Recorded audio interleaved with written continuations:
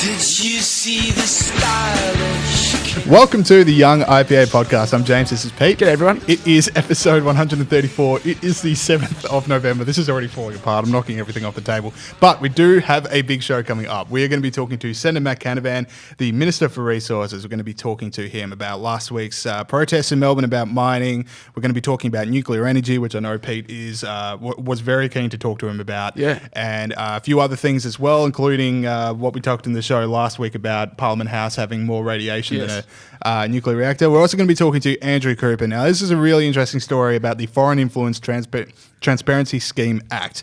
You don't know what that is. You're definitely going to. It's the new 18C. It should be the biggest story in Australia. So we're going to be talking about that a bit later in the opener, and then we're going to be talking to it with Andrew Cooper. And we've got a bunch of other stuff as well. We've got another quiz. And Pete, anything you're looking forward to? Well, obviously, this is our first time we've interviewed a minister, so, you know, your boys are moving up in the world, listeners. Yes. One disappointment I would say, though, James, is that I thought Next stop, ScoMo. Oh, yeah, well, exactly, that's the obvious. But I thought you were going to do a 7-Eleven. Next stop, Trump. That is the obvious one as well. Write that down in show notes. Get Trump. I'll try for the third time. I thought you were going to do a gag about the date being September 11. Happy Celebrity Day. No, it's 7-11, not 9/11, Pete. What did I say? You said September 11. Well, the first two Of course times I wouldn't was joke gonna about that. Anyway, let us talk. Very big week for the IPA last week at the release of our Race Has No Place video. Pete, talk to us about it. Well, as James just said, we released our Race Has No Place video last week. It is creating a separate entity. We're not a separate entity. We should be considered Australian citizens and part of the fabric of this nation. Now, if people want to see the rest of that, it goes for 3 or 4 minutes. It's at www.ipa.org.au. Of course, that little bit featured Jacinta Price, but there's also Dr. Anthony Dillon, Senator James McGrath, and Lorraine Finlay talking about how a separate advisory body for Indigenous people is not a good idea. Yep. Now, this raised a number of things in the press. Minister for Indigenous Australians, Ken Wyatt, said that we still hold an antiquated position on the terminology of race for Indigenous Australians, and I just find that extremely disappointing when it comes to our own. So I feel like he's saying it's fine to divide people politically by race, just don't say the word race. And then he also says bigotry has no place in Australia. So for us saying that race shouldn't be a factor in politics, we've been labelled bigots, really, by what is someone who is nominally a fellow traveller. Yes. Well, like most of the reaction to our video is pretty positive, but that's right. yeah, we do want to talk about the Ken Wyatt thing. I thought, because he gave an interview with Guardian Australia, and Ken Wyatt, he also said another line, if the IPA has gone on the issue of race, then I am disappointed with them, as if like we shouldn't be talking about race at all. That's what we think. It strikes me as in a debate about Indigenous recognition in the Constitution and a voice to Parliament for Indigenous people, like the topic of race is going to come up. Yeah, is my thought. Yeah, like I don't see why. Like it's not us bringing it up. It's like the mere concept is built on the idea of race, and like it is going to divide people on race lines. And surely the fact that we're saying it should be less of an issue, means that actually we're the least bigoted people in the discussion. Yeah, and I would think, but on modern terms, if you even see, isn't it now if you. If you say I'm colourblind, I don't see race, that in itself is a microaggression. So that's where we're at right at the moment, Pete. Yeah, you're right. And also Marshall Langdon, who is assisting the minister in putting together the mechanism, the voice, compared us to white supremacists, which was nice. My question to both of them, I would say, is if it's bigoted to talk about this, if our video is bigoted, then what do you say about the Indigenous people in that video? Yeah. Do they not count because they don't have the same view as you? Well, that's a question for don't they, James? The other part of the Guardian article I wanted to point out was like they said they talk about our video and they just say it's an article by Catherine Murphy, so you sort of see where this is going. But anyway, the video includes a cameo from Liberal Senator James McGrath. Full stop. Moving on. I can think of a few other people that were in that, but classic Guardian to just point out, there was a white guy in it, and that's the one we're going to focus on for now. But the point is, it is a really great video. It's all over our social media channels. Go to, as Pete said, racehasnoplace.org.au. Watch it. We're really proud of it, and it's great to have so many really great thinkers on this issue in an IPA video. That's right, James. It's good to finish with a positive. Yes. Now, unfortunately, we're going to have to turn quite negative because this is, all right, so the Foreign Influence Transparency Scheme. No one knows what that is who are listening to it right now. Maybe a few of them because it is starting to become a pretty big story. Yeah. But we didn't know what it was until like last week. You're about to hear about it a lot, as I said earlier in the show. This is going to be big. So here's what it is. Officials in this scheme lets officials in the Attorney General's Department are given broad powers to issue notices requiring a person to produce information where officials reasonably suspect that a person might be liable to register under the scheme. So what it does is basically, if someone's coming from overseas into Australia to speak or to be in an event or something, and the Attorney General's Department thinks, hang on, maybe they're trying to do something a bit sus here, maybe they're trying to, basically it's like it was brought in to stop people from the Chinese Communist Party coming to Australia and undermining Australian democracy. But in a shocking twist of fate, it turns out that handing over warrantless power to Australia's bureaucracy is not that good for freedom. Can't believe because here's the story as from last week. So Andrew Cooper, the founder of Liberty Works and president of Liberty Works, is one of the big people involved with building, the CPAC, Conservative Political Action Conference in Sydney. We talked to him later about that on the show. Maybe some of you were there. There was like the Raheem Kassan, whether or not he'd get a visa. There was a bunch of people from the US. There was a bunch of people from Australia. Anyway, someone from the Attorney General's Department got in touch with Andrew Cooper to say, you need to hand over transcripts, you need to hand over emails, you need to tell us what someone from the from America was doing in Australia, just to bully him. And if Andrew Cooper didn't comply with the notice within 14 days, he was going to face criminal penalties with a maximum penalty of 6 months in jail. Now, Cooper, we were interviewing him last week, and we didn't think this was going to come up. And then it comes up. Well, and you can hear it for the first time and just go like, this is the worst thing ever. Yeah. Like, Tony Abbott is being investigated under this. Like, in the eyes of the people working on this in the Attorney General's Department, Tony Abbott is a agent of foreign influence. Yeah. Which is like, we elected him. Yeah. Like, how terrifying is that if that's true? Like, this is a Manchurian candidate. Yeah. This is terrifying. Yeah, exactly right. And this is why you shouldn't give bureaucracies too much power. Sometimes people on the right, for want of a better term, say that we should get, the government to do things that we like and force other people to do things that we like. But the government is always left-wing.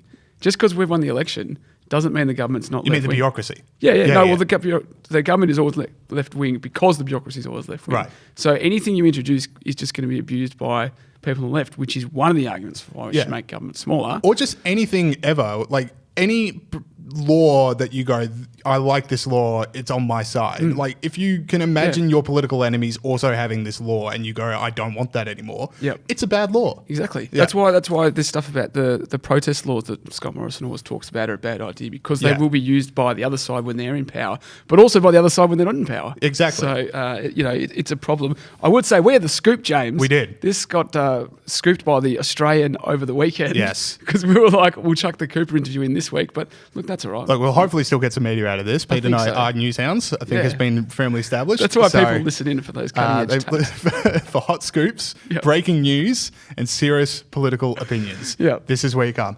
But yeah, the point is, and you can read Morgan Begg's article in The Australian. You can also read Janet Albrecht's has written about this. 2 great articles. The point is, one, terrifying the idea that Andrew Cooper and Tony Abbott can be investigated like this and have this. But, Andrew Cooper and Tony Abbott have giant media profiles that they can turn to and kick up a storm and get on front page of the Australian over the weekend and, get in Sky News about it.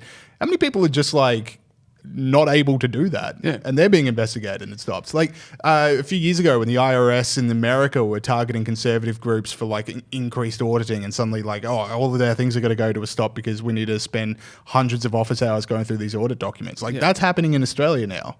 Exactly. Like all these people who were trying to plan events are now like, well, got to tell the government that, this one speaker wants Mount Franklin water and not Fuji water in their hotel room. We get that all the time. James actually insists on that. But it's better. Yeah, no, exactly right. Not everyone has access to being on the Young IPA podcast to talk about that stuff. All right, so they were the 2 big stories in the week. As I said, we're going to be talking about Andrew Cooper. You can hear us hear about this live on air, but we should move the show on to the Heroes and Villains segment.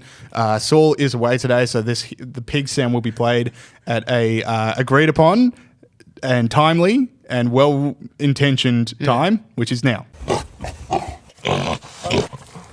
So that is a Grunt the Pig, Snort of Freedom, the pig that was banned from walking because he was a pig in council. Because we need to talk to this pig. An actual pig, not a metaphorical pig. And the pig gets to choose who's the best hero of the year. I don't know how we do this, but the pig is the ultimate arbiter. We're going to go to Wangaratta. I will meet that pig, Peter. We're going to make it happen. We've got people on it. I think. Once we get over those. Anyway, all right. So this is where we just praise people that have stood up for freedom and against tyranny this week. And Pete, you got one for us. Well, I've got one for you, James. You might have heard of him. US President Barack Obama had this to say. You know, this idea of purity and you're never compromised and you're always politically woke and all that stuff, you should get over that quickly. So he said that, and he also went on to say, I do get a sense sometimes now amongst certain young people, and this is accelerated by social media, that the way of me making change is to be as judgmental as possible. Like if I tweet or hashtag about how you didn't do something right or use the wrong verb, then I can sit back and feel pretty good about myself. So, look. Obama's cancelled. Obama is cancelled. Yeah, there were literally calls to cancel America's first black president because he wasn't woke enough. But look, I almost, James, must admit, and to the listeners out there, I almost made this bloke my villain because... That would have been a trip if you were both hero and villain at the same time. Yeah. Well, I could have done that, actually. Would have half my work. But anyway, no, that's... don't be lazy, Peter. I thought that that's your first... He had 5 years to say something about this, right? Yeah. He's a very influential figure, obviously. He could have come out and said something about this and stopped... To be fair, like cancel culture and wokeness has really peaked in the last year or so. It's been coming. Yeah, it's been coming, but like, you know... He's hit it at its apex. I sort of... We're cancelling people that held up a sign to help people in Iowa. Like, that guy got cancelled. Yeah. The ESPN game day wanting a beer and he raised thousands of dollars and then got cancelled. Look, I take your point. And I sort of thought, I'll be the bigger man, Peter, than Obama. Yeah.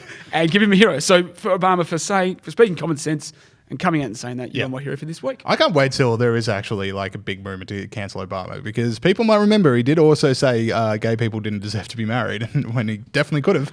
Yeah. We'll wait for that.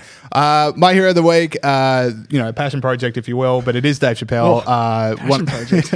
I'm triggered. Like any chance I'm going to have to praise Dave Chappelle, I'm going to do it. Anyway, you guys would all know how he was like copying it from everywhere for the last Sticks and Stones stand-up special. The like Rotten Tomatoes pilloried it, and then they opened it up to audience, and it got like 96%. Anyway, Dave Chappelle decided he needed to address these head on. Political correctness has its place. We all want to live in a polite society. We just have to kind of work on the levels and come to an agreement of what that actually looks like. I personally am not afraid of other people's freedom of expression. I don't use it as a weapon. It just makes me feel better, and I'm sorry if I hurt anybody, et cetera, yada, yada, yada. Everything I'm supposed to say. Had me in the first half, not going to lie, but awesome. All right, let's move on to villains. Unless you had any takes from this. I just wanted to say the one thing about that was I love the fart noise he made. That made it for me. Just in case anyone didn't catch the fart noise, go back and listen to the fart noise. All right, let's throw it over to villains this week. So this is the Walter Peck Villainy Award for people that have done the opposite. Anyway, Peter. So Japanese government, James, very small villain for this week. After a tsunami hit the Fukushima nuclear reactor in 2011, the government in Japan closed down the nation's nuclear energy because of anxiety amongst the people. Yep. Electricity prices went up as much as 38%. A new study this week from researchers... An increase in 38%. Remember those days, Peter, when that's all it was? Yeah, exactly right. I'd kill for 38% increase. Well, don't do that because, as it turns out, economists at the Universities of Columbia and Nagoya over the 3 years to 2014 found that after the tsunami, the higher electricity prices caused 4,500 deaths as Japanese households reduced their electricity consumption by up to 8%. As of yet, no deaths have yet to be attributable to radiation from Fukushima, though projections estimate a cumulatively 130 deaths since, according to the report. So the Japanese government is my villain for this week, and the precaution principle. Yeah. And as they explain it, just the concept of precaution not should the be concept, your villain. the principle of if you precaution. even momentarily stop yourself before making a decision, you are Pete's villain of the week. As the authors say, a major concern with this principle is that by focusing solely on the risk from action, it fails to consider the risk from the alternative, and you can apply this to a range of things in public policy. Of course, climate change is one of them. Now, just one more time for the people at the back. Yep. The Fukushima nuclear power plant suffered both an earthquake and then shortly after that, a tsunami. There was 0 deaths from the nuclear fallout of those two things happening at the same time. Yep. There is no good reason from a safety perspective you'd be like, I just don't want a nuclear reactor in Australia. It's too scary. Yeah. Like, That's the worst thing you can imagine happening to a nuclear. Well, not the worst thing, but that's a pretty bad thing you can imagine happen. That's a twofer. Yeah. An earthquake and a tsunami is a twofer. Yeah. In my books, and that's never going to happen in the middle of South Australia. Anyway. And when we rabbit on about electricity prices, they do matter for this reason. Yes. All right. So my villain of the week, Leonardo DiCaprio, and I don't expect Leo to care what I have to say because I'm 25 years old, so I'm already usually a bit too old for his tastes. But this week, Leonardo DiCaprio put out a very cringeworthy Instagram post of him hanging out with Greta Thunberg. Leonardo DiCaprio, probably the poster child of, well, many things, but also of fake environmentalism poses. I mean, this is the guy that, what was it? So in 2011, what did he do? So 2011, he celebrated New Year's Eve in the Sydney Harbour and was hanging out in a club until 1 a.m. Then him and his friends, including like Jonah Hill and Jamie Foxx, just to give you an idea of how rich this is, him and his friends then got on a chartered jet and flew 13 hours to Las Vegas, arriving in time for midnight so he could do it again. Like, Wow. That's your environmental saviour. I'm actually impressed by that. He actually gains a bit of respect for him But now. New Year's Eve is the most overrated night. I wouldn't want to celebrate it twice. Sydney to Las Vegas in a private jet. That'd be pretty fun. It'd be fun. It's an overrated holiday. Anyway, Get me in it for back-to-back Halloweens. Now that's a journey. Or celebrate my birthday in 2 different time zones. Anyway, that is it for Heroes and Villains, unless you had any takes on that one. it. All right, so now we'll go to our interviews with Matt Canavan, and we'll get Andrew Cooper, and we'll learn all about the terrible things that the Attorney General's Department's doing to him, and then another round of the quiz. Yeah. Okay, we now welcome on to the show Senator Matt Canavan, Minister for Resources and Northern Australia. Welcome to the show. G'day, guys. How you going? It's our first minister, I think, James. I think Yeah. so. We've had a few We'll have to- parliamentarians, but Yeah, okay. so right. no swearing. No Okay, misbehaving. yeah. No, it's a family-friendly show, right? That's right. Yeah, okay. exactly. All right. So everyone on their best behaviour. All right. But people that haven't been on their best behaviour this week have been people outside the International Mining Resources Conference here in Melbourne. Now, you're coming fresh from that conference. So do we need to dry you down from any spits? I was very fortunate to have the very efficient and diligent services of the Australian Federal Police. So avoided all that. But good luck to them. They can always welcome people protesting, expressing their views. But obviously you've seen that the from the news at least, and many arrests. Problem here is horse people. got You slapped. can't. You can't. You just because we've got free speech, it doesn't mean you can run around, break the law, and now with some of the protests we've seen, prevent other people going about their days. People getting to hospital.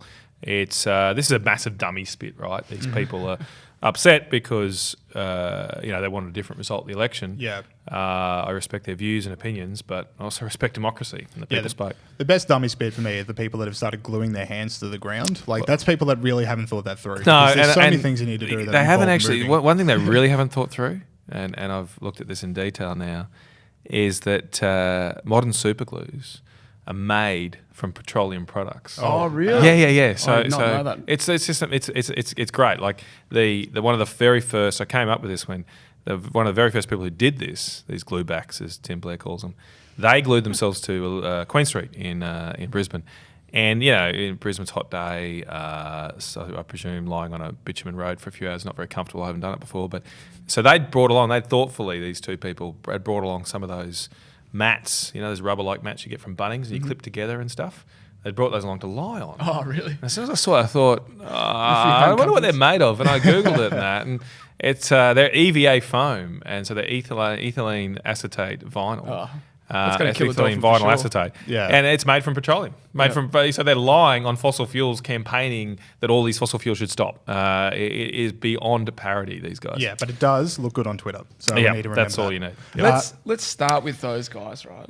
So these are young people. They're in the city. To them, you are just like absolute poison. You're a national. You're from Queensland. You love coal. Yeah. How do you go about convincing those people that fossil fuels are a good thing and that they help people? Look, I'm not naive. I don't think I'm necessarily going to convince everybody of my point of view, and I'm not asking everybody to. I mean, people are welcome to have a different point of opinion.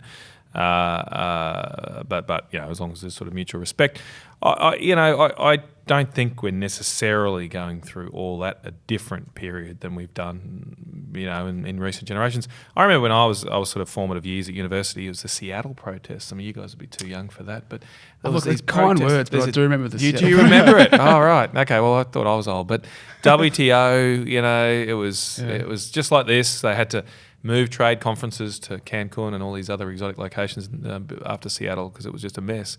And that sort of all died down, particularly after September 11. Obviously, the world changed and priorities shifted. So we're going through a similar phase where people are, they've got a certain cause. I was young once. I thought I was a commie my first year of uni, and as the old saying goes, by the time you're 30, you grow a brain. So things change. But look, as I say, I'm not. There is a task to convince young people and the benefits of resource development and developing our nation. I do think it's a serious task. Some you won't convince. But I suppose there's lots of different things you should say to young people about why we need coal, why we need resources. The fundamental one is the difference coal and resources makes to people's lives. Not here in Australia, because we're very lucky, things are good here, but in the world. And so that's what I spoke about today at the conference, that in the last 30 years in our generation, how old are you guys? So you're I'm 34, Oh, yeah. yes, I'm 25. Okay, so at least we've got one here that it was alive. I feel so young in this. This could go on forever. So when some of us were alive here 30 years ago, in the Asia Pacific region, in our region, we're in that region, 2/3 of people in the mid 1980s lived on less than $1.90 US a day, like $1.90 a day. 2/3, so 2 in every 3 people. Today, that figure is 2.3%, right? So it's basically been removed, extreme poverty in our generation. Amazing thing. Over that same timescale, the use of fossil fuels in the Asia Pacific region has gone up 10 times. And there's no one's invented a way of getting to an industrial stage of development, getting through industrialisation without the significant increase in the use of fossil fuels. And it also, in my view, is a prerequisite to get action on climate change. Countries are not going to reduce their carbon emissions if they're not wealthy, if they can't take care of the other basic necessities of life. Yeah, because I know that there are definitely some people that are never going to come over to this side, but when you want to talk about things that apply to people on the left and people on the right, which is improving the lives of poor people around the world and improving the environment, when you look at what coal does to poor people around the world, it's amazing. And when you look at nations that do go through that industrial side, actually come out better for the environment for it. That's these right. are the things that we need to preach. If you want to see a country that doesn't protect its local environment, you either generally go to a communist nation or a poor country. But I repeat myself, right? They basically, if you're wealthy, countries look after their environment, they look after their backyard, and I think we do a good job. It's not perfect, but we do a good job. The other thing, it does help poorer people and more unfortunate people here in this country too. I was only catching up yesterday with some of the guys from the Wangan and Jagalingou peoples, and they're the people who have the traditional owner rights at the Adani Carmichael mine site. And they met in Maryborough a few years ago now. I think it was nearly 4 years ago now they met to have a big vote on whether to support the Adani mine or not. And they voted 294-1 in favour. Yeah. Right? 294-1 in favour. And you've got a whole lot of people on the Labor Party, the Greens, the ABC, who will start speeches recognising traditional owners, the land on which we meet. You've probably heard that phrase. It's very easy to say, but it's a lot harder to respect. And so the ABC always rolls out one guy. He wasn't actually at the meeting. He was in the one vote against it. But one guy, Adrian Burragubba, they roll out to be a spokesperson for the W&J people. And I have never yet seen, someone might be able to point out to me, but I've never yet seen the ABC refer to the fact that the W&J people met and voted 294-1 in favour of Adani. Maybe we should respect their views. I've got no problem with people in Melbourne having a view on the Adani mine, but surely we should give a fair amount of weight to the traditional owners and what they want. They want jobs. That's what I was talking about these people about yesterday. They're working with Adani. Got 10 of their people already on site working with Adani. They're looking for training opportunities to take advantage of this massive investment in their country. Yeah, but they have the incorrect view. They'll That's respect right. it if it's the correct view, but if it's the incorrect view, there's no point. Well, it's a new form of colonialism, right? Yeah. It's like the white man's burden. We've all got to take on for these poor people what they want. We know what's best for them, apparently. I think we should let them decide. And all this talk about a voice at the moment, I respect that I've got a lot of time for Noel Pearson, catch up with him regularly. But before we get to that, surely we can just respect the native title process and the laws we've got, and they give rights, they give property rights to Aboriginal people, and those rights should be respected. In this case, the W&J people clearly wanted Adani to go ahead, so we should get on with it. Right. So you mentioned before countries can't reduce their emissions until they deal until they become better off. Do you have a view on nuclear power? Obviously, nuclear power with no emissions, and another source of electricity. Well, look, I'm certainly open to the discussion. I'll deal with it in general and come back to Australia. It is at the upper end of the cost curve, right? Like, it's not a cheap form of power right now. Certainly not in developed countries, but even in developing countries, it tends to be a higher cost form of power. In the UK, they're building one at the moment, and they've had to guarantee a price of about £90 a megawatt hour, which is roughly, it's over 150, I think, now dollars in Australian dollar terms a megawatt hour. That's more expensive than you guys pay for power, and you pay a lot for power now down in Victoria. So it's not a I think a panacea or a solution for all ills, because you still need affordable power for people to grow and develop. For these developing countries, they're not going to be able to afford to run their whole economies on nuclear, because it's just not competitive and cheap enough to do. And then that takes you to Australia. Well, the problem we got here is, because of decisions that have been made in the last decade, we've destroyed our competitiveness in electricity prices, and we don't have a lot of flexibility here to add a $150 megawatt hour option into our grid. So I think right now it's not the immediate solution. I think we should continue work on it. It will require broad political support, of course. I'm actually trying to get as a resources minister, a location for our radioactive waste from Lucas Heights. So we store pretty much all the waste from that facility at Lucas Heights, 30 kilometres from Sydney, inner city Sydney. It's no problem, perfectly safe. But we're running out of room, and we've been trying to find a site for 40 years. And I asked someone in my department the other day, when did we start doing this? And they said, we think someone in the department is still around when that started. It was during the Fraser administration. So yeah, long term. Yeah, so all of us might not have been alive back then. So it's taken a long time to get here. We're very close. We've got a vote going on at the moment in South Australia on it, and touch wood. So. But surely, with the amount of natural resources that we are sitting on for nuclear, maybe if it's not the most price effective now, it certainly should be invested in going forward. I'm not saying it shouldn't be on the table. We've ruled out changing the law this term of Parliament. We've got an inquiry on at the moment, House of Representatives inquiry, but looking into it. As I say, I think building long-term support for this requires more than we have in place right now, given how long it would take to build a power plant, the politics around managing the waste.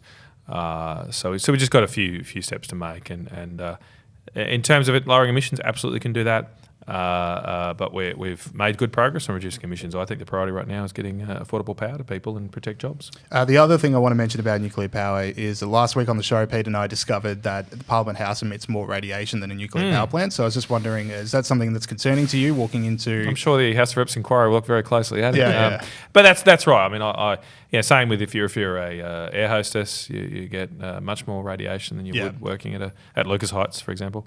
I'm probably in that category because I do live quite a lot on planes. So it's a naturally occurring substance. And I think Adam Crichton's article today in The Australian is extremely interesting. I don't know if you've seen it, but apparently there's a new economic paper that's just come out that apparently, I can't remember the numbers, but thousands of people have seemingly died in Japan as a result of Japan shutting off its nuclear power fleet overnight after Fukushima, because power prices went up, and they've done some statistical work looking at what people didn't use heating and air conditioning and stuff, and there were increased deaths, weather-related deaths. So that just shows the consequences of these sort of energy decisions we make and getting it wrong, what it can do. So, of course, there's not a lot of clear evidence that Fukushima's led to any exact death. There's a bit of controversy about some of it, but it's not in the thousands. Even the I think it's much closer to zero. I haven't looked closely at it myself, but that's my understanding. Yeah. So you've been described as one of the masterminds behind the election victory for the coalition for attracting blue collar votes in Queensland. seen a bit of a trend globally where I guess blue-collar people have been more attracted to the conservative side of politics, and inner-city elites have been more attracted to the left-hand side of politics. Is that something? Do you agree with that, or is that simplifying? I can't take much credit, but or most credit goes to Bob Brown, mate. Okay. He, and there's no doubt Bob Brown had a big influence. Yeah, that bus trip really saved the coalition. Yeah, to be you honest. guys, you're both from Victoria. That's correct. Yeah, so like Queensland, we're quite parochial. We do have a little chip on our shoulder, like we get talked down to. People say we, play banjos and curtains fade and all that rubbish. So you did bring a banjo into the podcast. Yeah, that's only so right. many things we can bring. Maybe next time. So when people from down south can come up and tell us what to do, there's a reaction, and that definitely had an impact across Queensland, in my view, beyond the coal issue. I sort of call it the ABC election. It was Adani, it was Bob Brown, it was coal. And that had different impacts all over the place. But, I was just looking at some data the other day that the AEC has just released where you can map votes to statistical areas, so small ABS statistical areas, and then you can look at relationships to coal mining employment or jobs. And it's clear it was a high-vis revolution in the election. So mining areas that have above-average mining employment swung to the Liberal National Party much, much greater than the Labor Party. Working class areas did. I was looking at the federal seat of Moreton the other day. I was there at the LNP branch meeting. And it's unbelievable that along the Brisbane River, just well-to-do areas, some young sort of high-density housing in that seat, the swings to the Labor Party, mild swings. Then you go into places like Runcorn and Sunnybank, areas near where I grew up, and these are working class, usually Labor red dead areas, and they had swings of 7, 8, sometimes above 10% to us. And look, I that is happening across the world because the Labor Party have forgotten their base. They've forgotten about the people that they were meant to represent. And I feel the natural party of the worker now is the Liberal National parties. We defend jobs, we defend industries. We believe giving people a shot and opportunity in life, and I'm very passionate about that because I want to give particularly young people a go. All right, I think we've got time for one more. Is that right, James? So I was doing a lot of research for this interview, and I went on your website, and the last thing it said was that your dad was disappointed that you gave up cricket when you were 16. To pursue a career in politics, I imagine. No, not quite, but there's a few steps in between. What happened there? Look, I suppose I got to my teenage years and got interested in other things. I was a mad keen cricketer. My dad actually built a cricket pitch out in the backyard. Like seriously, like what a dad! He's a boxed up, full 20 metre cricket, 22 feet cricket pitch, and then 22 yards, sorry, and then he started mixing the concrete himself in a barrow. But got only a couple of metres in. That was, it was crazy. So he got a truck in. But anyway, it was a great pitch, and my brother and I spent a lot of time out there. But yeah, I just got to my teenage years, and I suppose you discover other things, girls and all that. And I got very interested in history. So I had a very good history teacher who got me interested in politics, I suppose you'd say, and economics. As I said, I sort of became a little commie there for a bit. Sorry for my sins. And then so I went a different path. But I'm back loving cricket and play when I can. But yeah, I never quite got anywhere near the baggy green. Yeah, so no cricket pitches being built in Parliament House anytime soon. Well, I will say one thing I'm very disappointed about May 18 is because I had plans. There was a Parliamentary Cricket World Cup in London in July. It was to coincide with the last week of the World Cup. And so when I found out about this in March, I thought, this is great. Yeah. My chance to play cricket for Australia in England, and it's not very hard to get picked for the parliamentary cricket team. And, it's 2 months or so after the election, so I won't be a cabinet minister anymore. I'll have lots of free time. And then, careful what you wish for. So things got a bit busy. So, I missed out on that, and that might be it for my career. So you might be one of those protesters who are still protesting the outcome of the election coming up. Yeah, well, that's right. All right, cool. Matt Canavan, thank you so much for joining us on the show. No worries, guys. All the best. Thank you very much. Thank you. Okay, we're now joined by Andrew Cooper, founder and president of Liberty Works and president of the Liberal Democrats. Welcome to the show. Yeah, thanks, James. Thanks, Pete. Thanks for having me. No worries. So Liberty Works is one of the sponsors of CPAC Australia, and you've recently said there's plenty more CPACs on the way. Have you reached out to Christina Keneally about getting her to head up marketing after last time? Like, if she can just keep calling for speakers to get banned, then... We haven't heard from Christina, which is a shame, because she did a tremendous job. She sold tickets. This year. She sold a lot of tickets. And to be honest, it's very surreal to think that a senator of her stature, self-import, would spend 10 minutes of her valuable time talking about CPAC in the Senate chambers, but it was appreciative. We're glad she did it. Yeah. Now, we're recording this after Christina Keneally responded to your right to know by saying journalism is an essential pillar of democracy. Is this a new view she's come to, do you think? Maybe she had a sneaky look at CPAC and changed her mind. There you go. Yeah, maybe she was free sneaking speech in action. Yeah. She just sneaks in with a fake mustache and a notebook at the back and goes, hang on, they're making some really good points here. Yeah. All right, so what was the highlight of CPAC this year? Because it was a big event, there was a lot of speakers, there was a lot of attendees as well. Was there any speaker that really stuck out to you? Well, I think the obvious one was Farage. I mean, he's a lot of fun. So he opened one of the days, and that was fantastic, right? But I expected that, right? Farage is just fun, and I wanted him there. You don't have to agree with everything a speaker says, but I want to be entertained, and so he was great. And he also participated in the Saturday night dinner with Mark Latham and Congressman Mark Meadows. Yeah, that from is the a table. States. Mark Latham and Nigel Farage on the same table. Well, they were the guest speakers. Oh, right. And Peter Credlin was the MC, right? So it was a fairly power-packed. And Peter, you needed her because she can control those blokey blokes, right? Yes. But the big surprise for me was Mark Meadows. Now, he's the leader of the Freedom Caucus, which is a section of the Republican Party in the States, and very charming man, very good speaker, very open, his body language, everything, not stiff like some of our politicians can be. I thought he was a real highlight, and we threw him into the dinner interviews because of everyone loved him through the day. So he was probably one of the highlights for me. What was he talking about? Well, one of the things he was talking about, because he knows Trump personally, was just talking about the real Donald Trump. Really? And that was kind of interesting. Some people are fans, some aren't, and I probably dare to say in Australia the majority wouldn't be. But some of the things that he was talking about were really surprising. The fact that he's a 4 or 5 hour a night sleeper, he doesn't drink at all, he's a workaholic. He says that they'll be discussing, he'll discuss with Trump about a book they should read, right? Next time he talks to Trump asks him, have you read that book yet? And he starts to go, I'm sorry, Mr. President, I haven't had time. Oh, actually, yeah. The President of the United States has had time to read it, but he hasn't. Did he read it? Apparently he did. All right, well, fair enough. So what about behind the scenes, though? So look, what we want is the goss that you don't get just from seeing it. Like was there any big parties or, any things that happened that you can make public?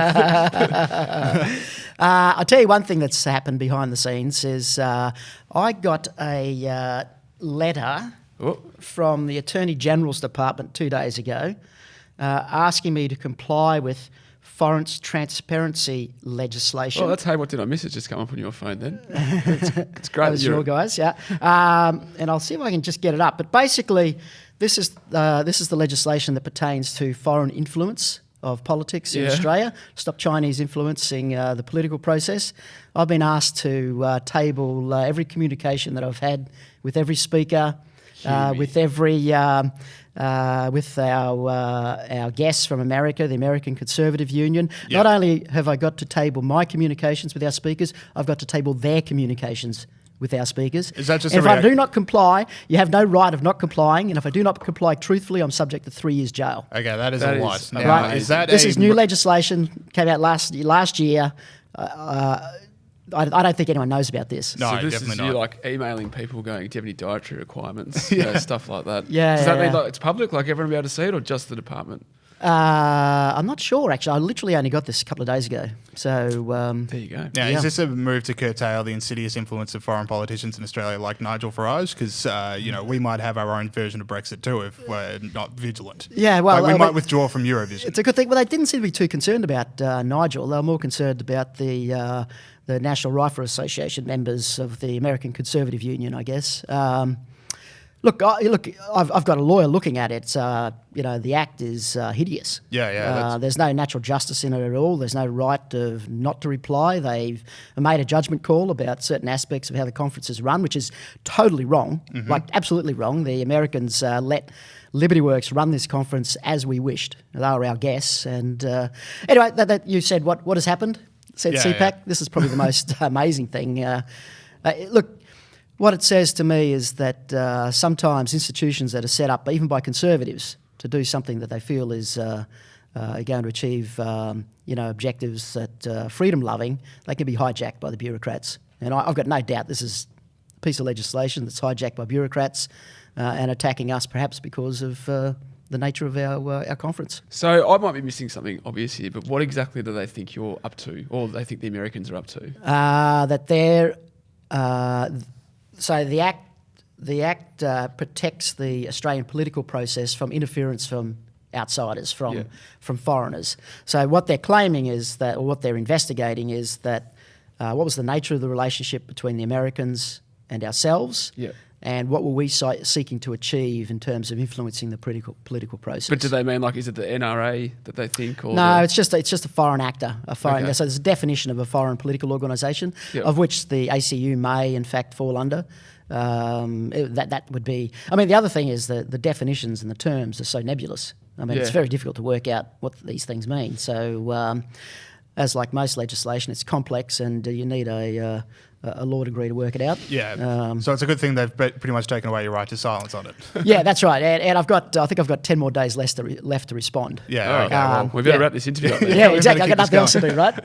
Because there are a lot of CPACs coming up, and there's ones that you're going to be attending in Korea and Japan, and the one we want to talk about is Hong Kong.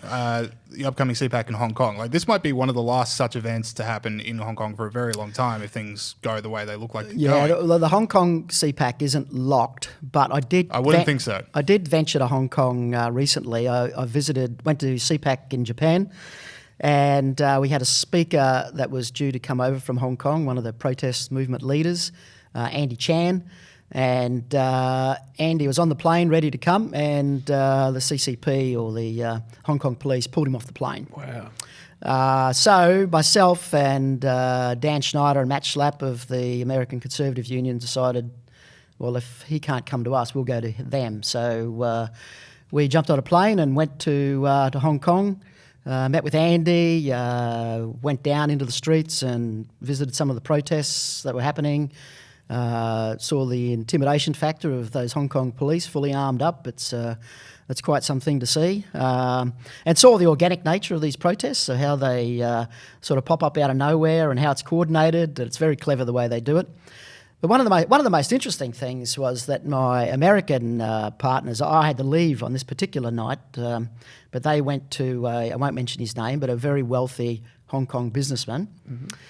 And half an hour after he left, Molotov cocktails were thrown over the fence of that businessman's house as a warning to him to not talk to the Americans. Okay. There's a lot going on in Hong Kong. There's a lot of tracking of players, of which the Americans were certainly tracked. I've got no doubt that my name and face and whatnot is now on a database, and who knows where this is going to end up. Yeah, to bring it back to Andy, like the Hong Kong protest organizer, what does he make of it? Is he slightly optimistic, or is he just sort of going, we need to do something because we're not going to have a chance to soon? So it's complex. There's layers of sort of political action happening in Hong Kong. He's very much of the separatist movement. So he started a political party which is now banned. That political party advocates for Hong Kong to separate away from mainland China. There are others that want the original agreement from 30 years ago, where the Hong Kong people maintain their democracy and their way of life until the 50 years is up. But what's happening, of course, is that now that the Hong Kong protesters seeing the nature of the political force against them, they're moving more and more now, I think, drifting more and more towards that separatist position, on the basis that, where are they going to be? I mean, these kids are going to be, in 25 years' time, they're going to be, they're going to be my age, right? They're going to be 50 or something like that. They've still got a little bit left in them, and they don't want to be falling under the sort of the Chinese rule. All right, cool. So let's talk about CPAC. It's coming back to Australia next year. Do you want to talk about where people can go for more details? Yeah. Well, cpacaustralia.org. We're not up and selling tickets yet, but it'll be the first weekend in September in Sydney again. Love to bring it down to Melbourne one day, but next year it will be in Sydney, and it's going to be double the size, if not bigger, than it was was this year. All right, so Christina Keneally is going to have a work cut out for her getting those extra seats filled. Just give her a So break. the Christina Keneally CPAC Freedom Award was given to Christina Keneally. Yes. And I know that we'll be looking for the person that most promotes CPAC for next year. And I really do hope that Christina is that person, recipient of that awarding once again. Oh, Fantastic. in person would be the best. Yeah. And then the last one we want to talk to you about, Liberty Fest coming up in That's Perth. right. In Perth. So Liberty Fest is a similar conference, more libertarian conference than CPAC that we hold in Perth. And we are actually, and I can break this now, first time, Andy Chan will be coming to, Hong Kong protest leader Andy Chan will be appearing at Liberty Fest in Perth, which is mid-March. All right, so can people Scoop. get tickets now or? Not yet, 2 weeks. All right, 2 weeks' time. Yep. And where can they go to get those tickets? libertyfest.org.au. All right, if you want to hear from a Hong Kong protest leader as much as I do, then get yourself to that event because that sounds absolutely fantastic. All right, Andrew, thank you so much for coming on the show. All right, thanks, James. Thanks, Pete. mate. Okay, welcome to another round of, hey, I'm going straight into it. Enough chit-chat before we start. And another round of, hey, what did we miss? Young IPA quiz. We have returning champion, Dr. Bella DeBera. Hello. We have intern Adam Schlim, and Peter Gregory, the roof seal. Now, Pete, you've brought in a bag with you, and I don't know what's in it. I haven't told you, but you're very smart and you've picked up on that I've brought it in a bag with a couple of props. Yeah. Now, first, we've been talking about this for a few weeks. I've got a crown with the price tag still on it. So you'll know that it's not a real gold, but here is a crown for the winner, Oh, Yep. gosh. Bit Which of you free can wear. advertising for whatever company that is. which you can wear this week, Bella, because you won last week. And because James stuffed up the scoring again last week, it had no Yep. impact on the result. Okay, So I should good. say that. But you did stuff up the scoring again. I'm not which you very do- good at keeping the score. Which you do stuff up every third week. I've got a dunce hat. Yep. It was a wizard's hat, but the woman at the shop kindly stapled a D on it. So everyone's getting involved. And the price tag's already on that. So this is a debacle. But All right, well, just put that on for Now, the being a problem with dunce. this is I have the world's largest head, Yeah. and That's rough. both metaphorically and physically. I actually didn't ask her about that. I don't know if this is going to fit, and it's not going to come close. So I'm just going to have to balance it precariously upon That's me. all right. If it won't stay on your head, maybe you can put it in front of your microphone or something. No, there we go. All right. Well, maybe I this didn't could be think a the bolt's guide. head would be too big. Always bring this in. Like with me, you've known me for a while. You've always got to bring that into calculations. There are Yeah. certain bridges I can't go underneath in Melbourne just because I am going to hit my head. All But right. there are rides you can't go on at Luna Park as well. Yeah, well, they were like, you are smaller, like you're bigger than the face, and the face can't get on in this ride. All right, so let us go through it. So if it is your first quiz, there are going to be 9 questions. I'm going to attempt to keep the score correct this time. 9 questions, and then a who am I. Bella's defending champion. 1 point on for correct answers, 1 point off for incorrect answers. All right, sorry, question 1. Now, last week, the IPA, Pete's really admiring his handiwork on the monitor. Not blocking Bella's face. Oh, there we go. All right, you know what? I'm just going to lay that there. People can know that I'm the dunce. I want people to see the D. They've seen it. I've shown it to the camera. I am the dunce, and I do have a big head. And so we're 2 for. We're 2 on my biggest insecurities very early on the quiz. Question 1, damn it. Okay, let's go. Last week, the IPA released our Race Has No Place video. Head to all of our social media networks if you want to see why race has no place in Australia's constitution. Name the presenters of it. Oh, good question. Bella. Bella, Jacinta Price. 1, Anthony Dillon. 2. James McLaughlin. Oh, I mean, boom, sorry. boom. Sorry. You're so close. Oh, I can't remember his name. Okay. Can you skip to all right, so chance to steal? What's yeah? Yep. Oh no, I don't know what the fourth one is, but I know the correct one for that. I got Adam. I think I got Adam? It's Senator James McGrath. Yep. And there's a fourth. Oh, there's another It's- one. Oh, Yeah. I thought- Still a I knew it was chance. James There McGrath. is still a It's- chance to steal. Someone's got to get this. It's- This was a it's- huge it's a lady, video. isn't it? One of our Lindsay. biggest ones of the year. It is a lady. Yeah, it's Lorraine Finlay. There we go. Yes. So I did the least there, but I took sort the of gave it chocolates. away Yeah. to Life can be Sort of cruel, gave can't it it? to. Yeah, you Peter, did. Yeah. Peter Gregory method. Let all the pawns do the Let them hard all work, do and then Pete comes in for the win. All right. Life can be cruel. Now, last week there was a lot of controversy because Trump tweeted out him giving the Medal of Honor to a dog. Turns out that was a fake image, which surprised absolutely no one except the New York Times, who decided to run a few stories on it. Where did that photo originate from?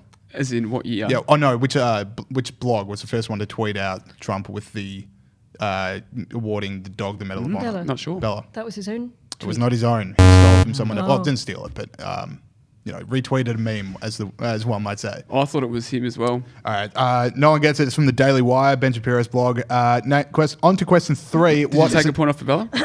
I did not take a pellet. Thanks, Pete. That done said again, mate. Thanks, Pete. I've got to get, I need all the help I can get. Yeah, if you just get some extra scaffolding around the brim, I will wear this. All right, question 3. What is the name of the new advertising campaign for Australia? What's my thing? Roof. Philausophy. Yeah, Philausophy. Is it the stupidest thing you've ever seen? Not an additional question. There are no incorrect answers apart from yes. The obvious answer is bring back Lara Bingle, but apart from that, it's not too bad. Yeah, really. I genuinely I am not the smartest man in the world, but I genuinely thought the Philausophy referred to someone named Phil for the first 4 ads before I realised actually Phil is part of the word philosophy. It's not great. All right. Question number, what are we up to? 4. Score check. Peter's on 2, Bella -1, Adam on 0. Score check. Question 4. What did the New South Wales Greens want scrapped from the upper house of the New South Wales Parliament last week? Roof. The Lord's Prayer. Indeed. Pete has been across the news today. So did I. I knew that. Damn it. Bella, you're famous for the very early Knowing buzzer. things. I know. Okay, also knowing things. All right, the praise Bella halftime break of the quiz. I've got this crown on for Heavy nothing, lies so the crown, eh? It really is. It's weighing my head down. All right, question number 5. Which social media giant stopped political advertising on their platform this week? Adam. Twitter. Boom. Yes. Tough one. What is political advertising? Yeah. That seems like it's making a lot of work for themselves. Really? Yeah. Do they lose if money there's one thing Twitter needed, it was more Extra people to look at whatever is going on. Yeah. More employees. And more distinctions on what can and can't be said on Twitter's platform. They just didn't have enough rules on that one. All right, sorry.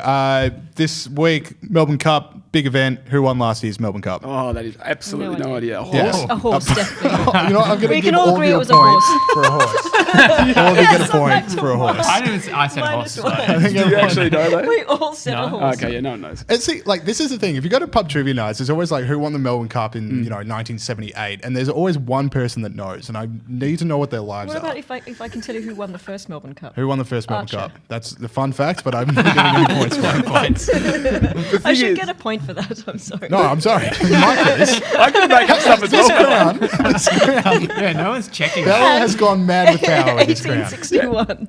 Yeah, it's just the queen. So she just make up laws. No, well, the thing is, it's not a race that stops the nation.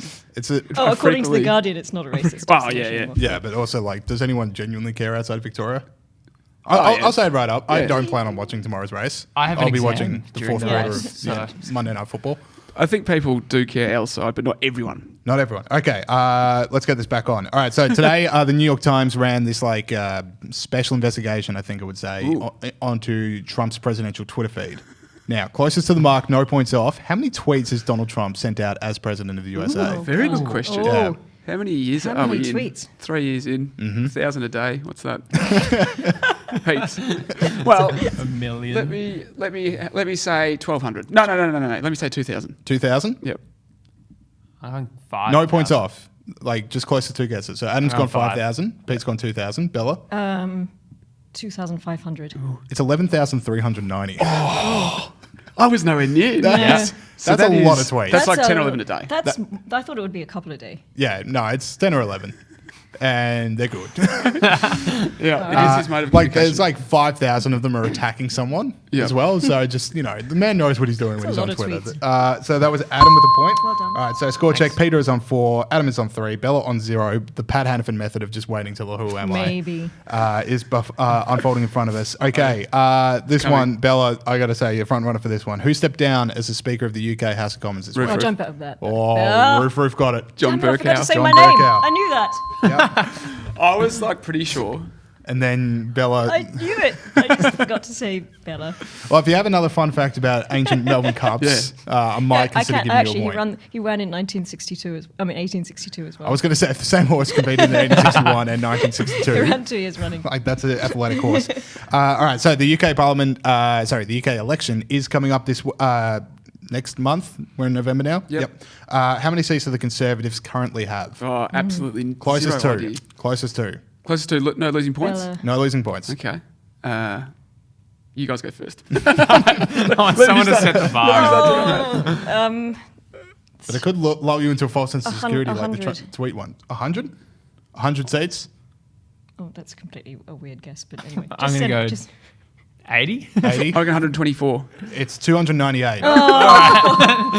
This is so bad. This is the worst quiz I've ever done. There's a lot of seats in the Westminster system. Yeah, unfortunately, Bella, you are now out of the running because is Peter's the on worst 6, quiz I've ever Adam is done. on 3, Bella is on 0. But she can get 6 points if she guesses it before any clues. Okay, Yes, well, that's true. who is it? I'm not playing this game again. No, well, it's your only chance. If you can Who get is it it? who it is right now, Martin Luther. it's not Martin Luther. Not a bad Martin guess, Luther though. was on the short list. Martin Luther was on the short list. to watch. That would have been the greatest travesty in Yeah. quiz history. I've already ripped off the price tag because I'm a notorious. Anyway, who am I? I became leader of my country 220 years ago on Saturday. Oh, Like this Saturday Tricky one. coming. As if that was going to. Yeah. You had like 3 answers for the one The before. last Saturday, but not this one. Yeah. they're all 200 years ago. I need one That's like the funny 5 thing years about ago. history. Yeah, Yeah. let's make Who it. took can we just- 704 test wickets. Sorry, this cord is just taped to my foot. Okay. I don't know. All right, so nothing? No. All right, 4 points. Had I been born 1 year earlier, I would have been born an Italian. Okay. Bella. No, I don't know. You're out. Oh, well. Oh, what? No, I she didn't can- know Oh, I yeah, did she the can wrong ice guess. it for Pete. Who is it? Oh no, I don't know it. Oh, It's gonna Absolute be a false wrong guess. dawn. I did I my don't know either. All right, 3 points. Adam to tie it. I became a general at the age of 24, and at 26, led my country's war efforts against the Austrians. I dominated. Roof. Roof. Napoleon. Napoleon it I is. was going to Peter say Gregory. Napoleon. There you go. I was going to say. What did you have to lose? It was the. Well, a very I was gonna Napoleon say thing. Napoleon. A very Napoleon move. Peter has is. crowned himself in front of Yep. us all. For those listening, I'm now wearing the crown. All right, sweet. it's That heavy. is it. For, It is, isn't it? we get it, Pete. like Maybe it's last confirmed. He loves the third crowd. time. Third time in one quiz. Yeah. Save these. That is it for the quiz. We've got more show coming up after this. Say up. Hi. Okay, congratulations, Peter, for another quiz victory. Thank you very much. The dunce hat did not fit for the people, shocking news. For the people listening, the dunce hat did not fit. We'll keep spitballing ideas on how to do that. We Really might get hoping it. to stuff up the score again. That would be hilarious. We'll wait till proofing, but we might get an engineer in for that done. Get Cheap 17. one. Pretty cheap. All right, let us go to some stories that have made us laugh this week. Now, is this me or you doing Trump and the Trump? You're doing Trump and the I'm dog. good. All right, this is the stupidest story in the history of the planet. And I know I could say that every week with stuff on Trump and the media. This one might be it. If This there's a one's really stupidest got ya. story than this coming, batten down the hatches, people. It's the end of days. Anyway, so al-Baghdadi, the ISIS leader, he gets killed. A dog chased him through a cave and he hit the dead end and he blew himself up. Good dog, best boy. What a brave boy. Pete's not a huge fan of dogs. Oh, I no, am. that's not fair. Anyway, so Trump found a meme that the Daily Wire made, and it's him putting on a medal. That's also a paw print, which is going to become relevant. Like the medal is just a paw print to the dog.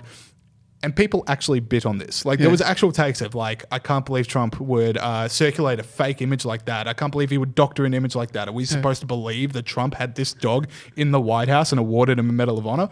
It is the stupidest thing, and it's exactly what Trump, like, I think Trump was like, there's a few of them where he's like definitely concocting it in a way to get the media to trip up. This one was just a funny image, and then people lost their minds about it. The Washington Post got in touch with Daily Wire, who originally made it, saying, "Hello, I'm with the Washington Post. I just want to get confirmation that this photo originated with you, and if it did, that you digitally removed the Medal of Honor recipient James McLaughlin and replaced him with a dog." To which there was a not safe for work response of him just saying, "You've got to be effing joking." Anyway, my take is, and like from the line of everyone who bit on this story and got offended on it is an absolute idiot. We need to build an autocorrect into the phone. Now, like autocorrects, they basically just fix your spelling and stuff like that. We need to autocorrect the sentence that if your email reads you saying confirmation and replaced them with a dog in the same email, it autocorrects to add the sentence, "I'm a big, big stupid head and I don't deserve to be a journalist." And you can't delete that unless you delete the rest of the words in that email. Well, look, AI is advancing all the time, James, Yeah. and maybe that's something that we can work into it. Yeah, I wear it. Yeah, I wear my underpants on my head. We just need that to be the part that we can actually, like, people might go, "Oh, hang on, maybe I am a big, big dumb head." All right. So, Pete, let's talk about philosophy. I didn't realise that Australia, with its beaches and natural resources and beautiful cities, required tourism advertising. Yeah, I thought that's we were not pretty just popular. taking photos and then just putting them on the internet. Yeah, exactly. Well, yeah. But We do, and we've got a new tourism Do campaign we, out. or do tourism marketing executives and advertising executives say we do? Well, we've got one. Yeah, exactly. I don't think we need one, but we've got one. It costs $38 million, this new campaign, and what it is it's got all this stuff in it, like beaches and kangaroos and all the normal stuff you'd put in it, which is fair enough. Yeah. You know, If you're selling Australia, Yeah. there's two things you're including. stuff about being friendly and like we used to be friendly, we're not anymore. But anyway, stuff like that. Anyway, they called it Philausophy. Philausophy. Yes. So, like with the O in philosophy replaced with AUS. You know what I mean? Anyway. As I said on the quiz, I genuinely thought like it was following someone named Phil for a while there. Like, I thought it was like Phil's Australian philosophy. Yeah, I mean, well, there are Phils in Australia. But anyway, look, $38 million. Yeah. Do we need this? Well, especially in an ad that's just sort of like the same as everything else. And it's what was the one? A stranger is a mate you haven't met yet. You know, if Maybe. you've seen Wolf Creek, I don't know if that's one's going to really hit you as much as, you know, Lara Bingle or some of the other ads out there. Well, yeah. So you know, it's a bit of a campaign disaster. I mean, we'll wait a few years to see if it actually works, but it certainly is getting, you know, people are having a go at it in Australian media, talking about how stupid it is. And I thought it'd be fun if Pete and I sort of designed our own tourism campaigns. That is fun. Yeah, I did. I had forgotten we were going to do that until just then, but that's all right. All right, fair enough. Well, I'll just tell you my one. So we tried Philausophy and people didn't like it. I thought our next campaign could be Boltosophy, which is just highlighting things in Australia that are good, but pointing out that they could always just be a little bit better. Like, no matter what they are, they could just be like, it's just something a little bit better. Oh, could have been okay. done. I see what you mean. Yeah. This is Bolt's thing. And it just sort of bums everyone out a little because they're like, I thought I did enjoy that, but maybe I shouldn't have. That was a real peek behind the curtain of Bolt's personality. Anyway, I would point out that our Prime Minister used to be in charge of Tourism Australia. Yeah. And was actually responsible for the Lara Bingle, the famous Lara Bingle, Where the Bloody Hell Are You? Mm-hmm. People forget that. I didn't know that. Not only did I forget it, I never even knew it in the first place. Well, I'm always teaching you, aren't I, James? Yes. Anyway, it's rubbish. People in Uzbekistan aren't going to get the AUS bit. Like, it's really weird for Australians to get. Yeah, if you didn't already speak speakers. English and able to decipher puns, you're going to battle. Yeah. You're going to think there's a Phil involved. Yeah. I'm not the only person that thought there was a Phil involved. Where's Phil? I'm probably the only person who thought there was a Phil involved. Rock up at Sydney Airport. All right. Last story. This one came through our news desk early this morning. And we did want to talk about it. Project Veritas, this is the website that basically just, I think all they do is just release people being caught on hot mics. Yeah. Like that just seems to be everything I've seen. They have whistleblowers as well. Yeah, whistleblowers, but like it's like, oh, hey, I've got this person admitting to this, and like there was like a Planned Parenthood one. Anyway, the latest one is ABC News presenter Amy Roback, who says that, we'll just play the clip. I've had the story for 3 years. I've had this interview with Virginia Roberts. We would not put it on the air. First of all, I was told, who's Jeffrey Epstein? No one knows who that is. This is a stupid story. Then the palace found out that we had her whole allegations about Prince Andrew and threatened us a million different ways. We were so afraid we wouldn't be able to interview Kate and Will that also quashed the story. Pete, your thoughts? She is one angry journo. Like Yes. she had this massive story. Yep. And you can tell she's made that spiel before. Yes. And she's already backtracked from it a bit. And ABC have definitely come out and said, because like, you know, you watch this and you just go like, how much is true? Did she have it? Is she just saying it? Yeah. ABC's already come out and said like, that's not why we buried the story in the first place. And she said, that was a private moment of frustration. Just happened to be next to a camera with a red dot on it. But so the ABC is saying, no, we didn't have the story. the ABC news executive said there was zero truth to the assertion. Oh, okay. Sure there was. There's a lot of people pointing out, and you know, with the reemergence of Epstein memes as well, like this is becoming quite the thing, and it's always going to fuel the thing of like, was Epstein killed or not? It's just where we're at. Yeah. I'd say 100% what you mean. In fact, James, I haven't told you I was going to show you this, but I want to show you this piece of footage. A guy called Mike Ritland was on Fox News talking about his charity, which is a charity that looks after dogs that used to be in the military and now they're out of the military, and he looks after them. And then you'd think that was one, particular discrete area of expertise. He also had a view on the Epstein issue. If you see the coverage and you decide I want one of these dogs, either buy a finished trained, fully trained and finished dog from a professional, or just don't get one at all. And Epstein didn't kill himself. All right. Okay, thank you for that commentary. Love that clip. Good call. Good call. So there you go. Mike's pretty certain. Sorry, I think there's only one way we can get to the bottom of this, Pete. Do we have to get to the bottom of this? We have to get to the bottom of this because we're the news hounds, Pete. People look to us for the breaking news. What did we say at the start of the show? I like my life. All right. So what I'm going to do is I'm going to end the show with something. It's going to be a live test case. Okay. If we come back next week and there's still a show, we'll know for certain what happened. Yep. So anyway, thanks for tuning into the show. Make sure you're downloading on any podcast app or tell your friends and family about this show. They can download on any podcast app. We've also got our IPA new YouTube channel, Young IPA Podcast. Make sure you subscribe to that if you'd rather watch the show. You can also start watching us through Facebook Live. Okay, here comes our experiment. Pete and I have information leading to the arrest of Hillary Clinton. And if we're back next week, we'll know something.